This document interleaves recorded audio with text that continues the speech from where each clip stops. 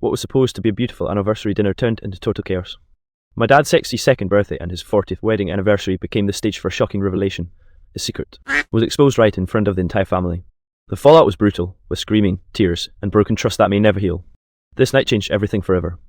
So last weekend was supposed to be this big family event. My dad, Carl 62, and my mom, Linda 59, were celebrating their 40th wedding anniversary. My sister, Melissa 35, and I am 32 planned this whole surprise dinner at a fancy Italian restaurant in our city. We even booked a private room, got a slideshow of old photos ready, the whole deal. It was meant to be wholesome, emotional, a once-in-a-lifetime kind of evening. The night started off perfectly. Everyone was in good spirits, glasses of wine clinking, my Uncle Frank cracking jokes, and Mom looking genuinely happy for the first time in months. She wore the slight blue dress that she's been saving, and Dad looked proud, like he was relishing the spotlight. But even before the storm, there were small cracks. At one point, I noticed Dad checking his phone under the table. He was smirking, not just casual scrolling. Melissa caught my eye and whispered, "He's texting someone." I brushed it off, telling her maybe it was his golf buddies or whatever. But in hindsight, that was the beginning. We got to the slideshow part of the evening. Pictures of Mom and Dad's wedding, us as little kids at the beach, holidays, birthdays, everyone was tearing up. Then Melissa, who had been acting weirdly tense all night, stood up and said, "Actually, before we toast I need to say something." The whole table froze. You could feel the air shift. Mom looked confused. Dad looked nervous, and I was just praying she wasn't about to start some unnecessary drama. Melissa's voice was shaking, but she kept going. "Dad, I know about your..." Oh. The room went dead silent. Fox literally stopped mid-air. I swear I heard my uncle whisper, "Oh," under his breath. Dad's face went pale. "Melissa, not now," he said, low and harsh. But she didn't back down. She pulled out her phone and put it on the table. "I have the text, I know everything, and Mom deserves to know the truth, especially tonight." Mom's hands were trembling. What was she talking about, Carl? And that's when my stomach dropped. Because Dad didn't deny it. He just sat there, frozen, eyes starting between us like a trapped animal. "Linda, let's not do this here," he muttered, which was basically an admission. The entire table exploded at once. Mom started crying. Melissa was yelling, "You disgust me," and Uncle Frank tried to calm everyone down but ended up shouting to her. The waitstaff peeked in, horrified. I just sat there, numb, feeling like the floor had caved in under me. This was supposed to be a celebration. Instead, we were watching my parents' marriage collapse in real time. And I couldn't stop thinking, how long had this been going on? And why now, of all nights, did it have to come out? The restaurant was dead quiet except for our table. Everyone else in the private dining room looked away, pretending not to hear, but I could feel their ears glued to every word. Mom's face was crumbling in front of us. She wiped at her tears with the cloth napkin and whispered, "Carl, tell me it's not true." Dad didn't answer. He just pressed his palms into his temples like the whole world was crushing him. That silence was the worst answer of all. Melissa slammed her hand on the table. "Say it, Dad. Tell her how long you've been sneaking around." "Melissa, enough." I finally snapped, my voice shaking. "This isn't the place." But she just glared at me. "Oh, so you think keeping it a secret is better? Let Mom keep celebrating while Dad laughs behind her back? No way." Mom looked at Melissa, then at me, then at Dad. "How long, Carl?" Her voice was small, but the weight of it filled the room. Dad finally lifted his head, eyes bloodshot. "It's not what you think." That phrase, the one everyone knows, means exactly the opposite. Mom pushed back her chest so fast it screeched against the floor. 40 years, Carl, 40 years I gave you, and this is what you do." The room was chaos. Uncle Frank stood up, putting a hand on Mom's shoulder, saying, "Linda, let's step outside. Cool down." But she shook him off. Melissa shoved her phone toward Mom. "Here, read them. He's been seeing someone named Diane, and it's not just texts. He told her he loved her." I wanted to disappear into the floor. My heart was pounding out of my chest. Mom's eyes widened. "Diane?" she whispered, like the name triggered something. "Is that Diane from your office, Carl? The one you said was just a work friend?" Dad didn't answer again. The silence was louder than any confession. Melissa laughed bitterly. "Yeah, Mom, that's her. He's been sneaking out during his late meetings to see her, and I only found out because he was careless with his phone." The colour drained from Mom's face. She grabbed her purse and said, "I'm not doing this here," before storming toward the door. Dad scrambled after her, saying, "Linda, wait please," but she pushed past him, nearly knocking into a waiter carrying a tray. The entire restaurant said as she disappeared down the hallway. Melissa folded her arms, seething. "Good, she deserves the truth." I turned on her. "Melissa, what the hell were you thinking? Tonight? You couldn't wait until tomorrow." Her voice cracked, but she kept her chin high. I couldn't stand there watching them toast to a lie. I did Mom a favour. Uncle Frank sighed, rubbing his forehead. "A favour? You just blew up 40 years of marriage in front of the whole damn family. That's not a favour, that's a grenade." Meanwhile, Dad came back in, looking completely broken. He muttered, "She's gone. She won't even let me ride with her." His eye scanned the room, landing on Melissa. "You've ruined everything." Melissa shot back, "No, you did." And in that moment, I realised nothing about our family would ever be the same again. We got home later that night, and the house was dead. The kind of quiet that feels heavier than any shouting. Mom had gone straight to her room and slammed the door, leaving the rest of us standing in the living room, unsure of what to do. Dad just sat on the couch, staring at the carpet like he had lost the ability to breathe. Melissa paced back and forth, muttering, "I can't believe he did this. How could he?" After everything. I finally sat down across from Dad. Carl, you need to explain, at least try to explain what just happened. He didn't look up. His hands were shaking. I didn't mean for anyone to find out. I thought I could fix it before it got this far. I ran a hand through my hair. Fix it? You mean hide it for years while Mom trusted you? That's not fixing anything. That's lying your whole life away. Melissa scoffed. Don't act like you're innocent either. You knew something was off, and you still let this go on. Dad finally raised his eyes, and they were red, tired, ashamed.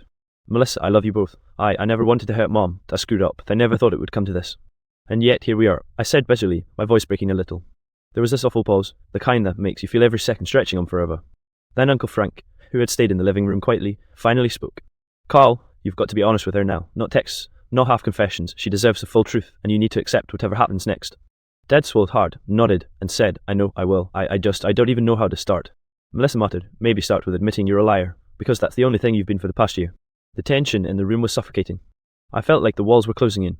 I couldn't look at Dad without remembering all the little moments that didn't make sense, the sudden business trips, the unexplained late nights, the tiny lies that now added up to this giant betrayal. Finally, Dad whispered, almost to himself, I have to face her. I have to tell her everything. I nodded, though my stomach twisted. You need to. But Mom, she might never forgive you, and Melissa, she's not going to let this slide quietly. Uncle Frank sighed again. Families survive scandals like this sometimes, but it's going to take years, or it might break you all. There's no middle ground. Dad leaned back on the couch, exhausted, defeated. I guess I've lived a life for so long that I forgot what truth even felt like. I don't know if I can fix it, but I have to try. The rest of us didn't speak for a long time. We all knew the night had changed everything. This wasn't just a fight or an argument, it was a seismic shift in our family, one that might never fully recover. I went to my room after a while, but even lying down, I couldn't sleep. Every memory of Dad, every conversation, every smile, it was tinted now. The man I thought I knew had secrets, and the fallout had only just begun.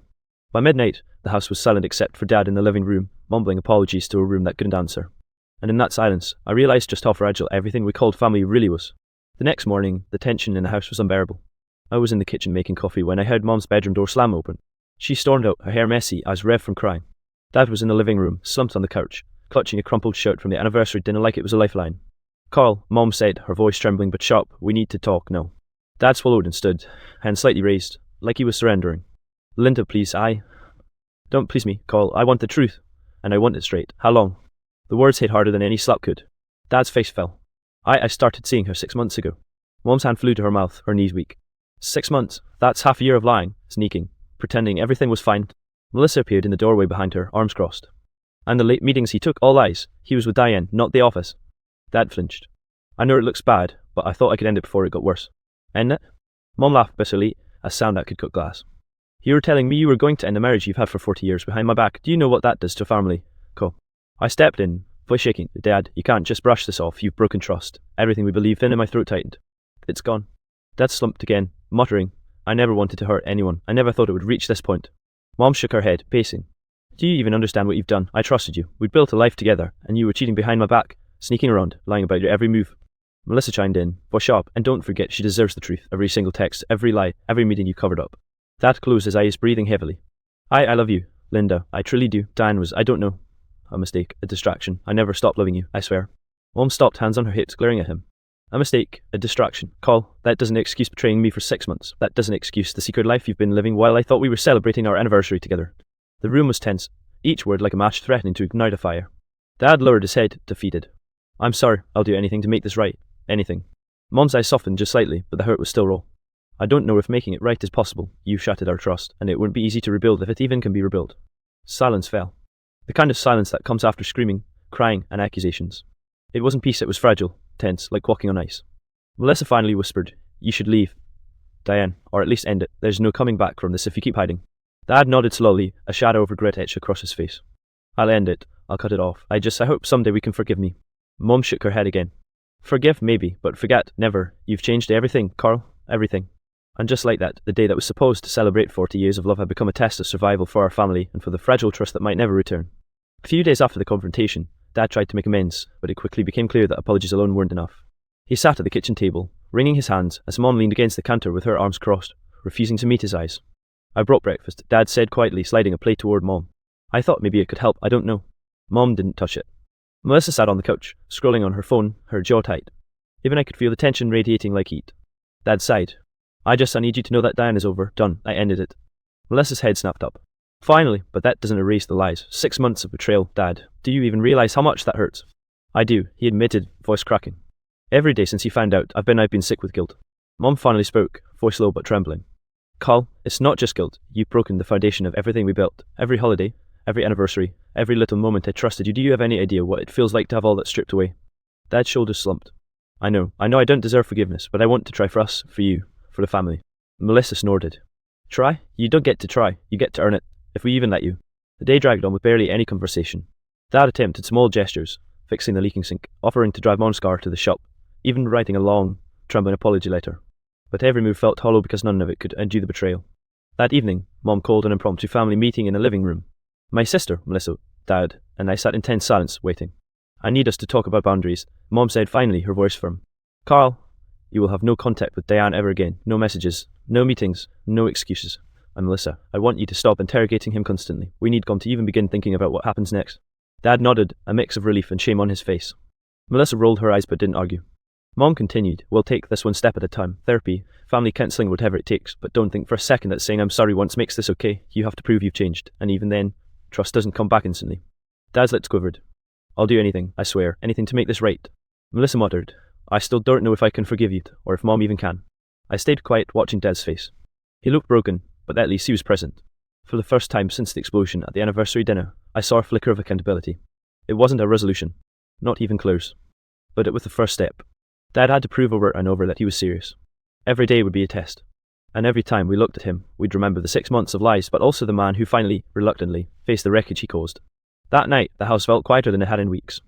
Not peaceful, there was still tension, still pain, but at least it was still standing. And for now, that was enough. The weeks that followed the anniversary were awkward, to say the least. Family gatherings became exercises in restraint. Even the smallest comment could ignite tension. Every holiday dinner, birthday, or casual get-together felt like walking on a minefield. Dad tried his best. He was there early for Thanksgiving, helping set the table, trying to joke with Melissa and me, but every laugh felt forced. Mom would occasionally glance at him, a subtle reminder that forgiveness was a marathon, not a sprint. One evening, Dad invited Diane's name out of the conversation entirely, but the topic still hung like smoke. Uncle Frank, visiting for dinner, couldn't resist asking, So, Carl, everything sorted out now? Dad froze, glancing at Mom. I could almost see the thought, do I answer? Do I dodge? Finally, he nodded, voice low. Yes, it's over. That chapter's closed. Melissa scoffed. Closed? You think a few weeks make up for 6 months of deception? Dad looked at her, pain etched on his face. I know it doesn't. I'm trying. I'm really trying. Mom didn't say much. She poured gravy in silence, eyes on the table. That quiet was worse than any argument. It was the weight of distrust. A few days later, Dad tried another gesture. He asked Melissa and me to join him on a short drive, ostensibly to talk. We went, cautiously, around a quiet neighbourhood. He kept his eyes forward, gripping the wheel. I want to be honest with you both, he started. I know saying I'm sorry doesn't fix anything, but I'm cutting out all distractions, all mistakes. Diane is gone from my life. I want to earn your trust back. I want to be the father you can respect in. I looked at Melissa. She was silent, but her jaw was tight, and I could tell she was wrestling with emotions just as I was. Melissa finally spoke, voice slow but sharp. You don't get to decide when we trust you again. You have to prove it every day, and we'll watch, every single day. Dad nodded, a little teary. I understand. I will, whatever it takes. When we got home, Mom was in the living room. She didn't speak at first, just looked at Dad with eyes that were both sad and worried. Finally, she said, we'll see if actions speak louder than lies. I'm not promising forgiveness, but if you truly want to rebuild shores. For the first time, Dad smiled, not a triumphant smile, not relief, just a fragile one that hinted at determination. It wasn't victory. It was survival. Evenings were still tense. Melissa hovered, asking pointed questions, and Mom watched Dad carefully. But small things began to change. Dad stayed honest, stopped sneaking out for late meetings, and genuinely tried to reconnect with each of us. It was slow, frustrating, and exhausting. But the first cracks of hope appeared. Dad was showing us he could take responsibility, even if the damage he caused couldn't be erased overnight. I realized then that families survive scandals not because everything is fixed, but because people choose to confront the truth, however painful it may be. And for the first time in weeks, I felt a tiny flicker that maybe, just maybe, our family could find a way forward, wounded, but not completely broken. Months passed, and the house slowly settled into a new rhythm. Not everything was perfect. Trust wasn't rebuilt overnight, but the raw chaos of the anniversary night was beginning to fade into cautious routines. Dad kept his promises. No more lies, no more secret calls, no more sneaky meetings. Every evening, he made an effort to spend time with Mom, even if it was just sitting together in the living room, talking quietly about mundane things. He apologized often, not just with words, but with actions, helping around the house, attending therapy sessions, and asking for advice on how to regain trust. Mom, while still guarded, began to let herself laugh again. The first time I heard her chuckle during dinner without tension was surreal. Melissa remained skeptical, sharp as ever, but she started engaging in casual conversations instead of constant interrogation. Even I noticed subtle shifts. Dad's smiles were no longer empty. Mom's eyes softened slightly when he spoke, and the house felt less like a battlefield. One evening, we all gathered for a small family dinner, just the four of us: Mom, Dad, Melissa, and me. Dad made lasagna, one of Mom's favourites, and we sat down cautiously, plates in hand. Mom broke the silence. Carl, I won't lie, this hasn't been easy, but I see you trying. That counts for something. Dad looked at her, eyes glistening. It's all I can do. I know I can't erase the past, but I want to be a better husband, a better father. I want to rebuild what I broke. Melissa chimed in, turned softer than usual. You've taken responsibility. That's the first step. Keep it up. I nodded, feeling the tension in my chest ease just slightly. It's not over, but we're trying. That has to count for something, right? Dad smiled, this time genuinely. It does, more than you know. After dinner, Mom pulled Dad aside and whispered something I didn't hear, but judging by his reaction, a mixture of shame and relief, it must have been both an acknowledgement of the pain and a tentative acceptance. Melissa and I exchanged a glance, silently acknowledging that progress was slow, but it was real. Later, as I lay in bed that night, I thought about the past months. The revelation, the shouting, the tears, the silences, they had all left scars. But I also realised something important. Families survive crises not because the mistakes disappear, but because people face them honestly and try to heal together. As I'd exposed a secret that threatened to destroy everything, but it also forced us to confront the truth, raw and painful, and ultimately brought a form of clarity we never had before. We were fragile, but we were still here. I don't know if our family will ever return to the innocence we once had. Maybe we won't. But for now, we're surviving. We're talking again, laughing cautiously, and, most importantly, facing the future together, even if it's one step at a time. And in the end, that's something. It's not perfect. It's not easy. But it's real.